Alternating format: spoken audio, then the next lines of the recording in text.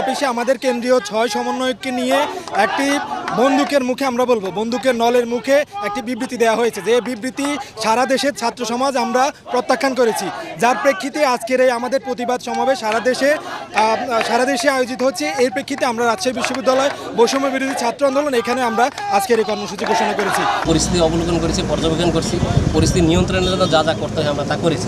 তাদের সাথে সম্মানিত 4-5 জন টিচারও ছিলেন, তাদের সাথে আমরা কথা বলেছি, কথা বলে তারা তাদের ছাত্রদেরকে এখান থেকে বুঝিয়ে এখান থেকে নিয়ে গেছেন।